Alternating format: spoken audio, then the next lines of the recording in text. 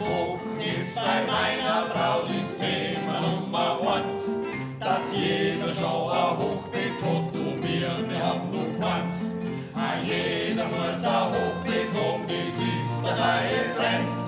Weil wer so ein Hochbeet hat, kein Kreuzweg immer kennt. Ich fahr zum nächsten Sagler, gleich auf Lerchers kann toll sein.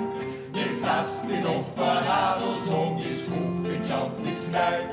Das Haufen ist eine Mordstortur, da brauchst du einen Haufen Zeit dazu. Schon hast du Humus drauf, so baust das Hochbeet auf. Schon hast du Humus drauf, so baust das Hochbeet auf.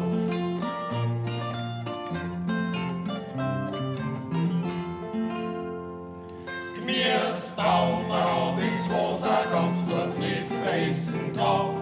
Und das und ist kein Schreck, wer frisst das Text, die bleibt noch dran.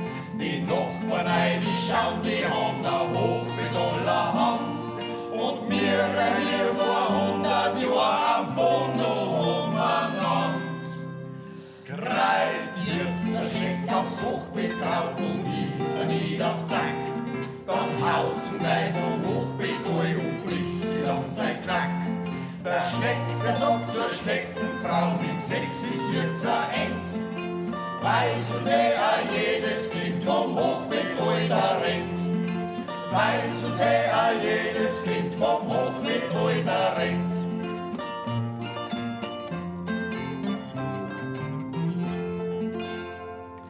Zehn Wochen drauf wirst beim Hochbeet nix mehr außerschauen. Ein Viertelmeter gesessen, kauf fast meine angetragen. Und legst jetzt gern an Rad, ich muss die wieder buckern drum. Da buckt man sich jetzt gern, weil so ein Hochbeet ist modern.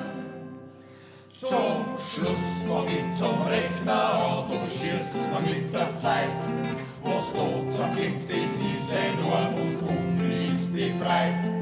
1000 Euro hat das Hochbeet gekostet, von an zum Spekulieren.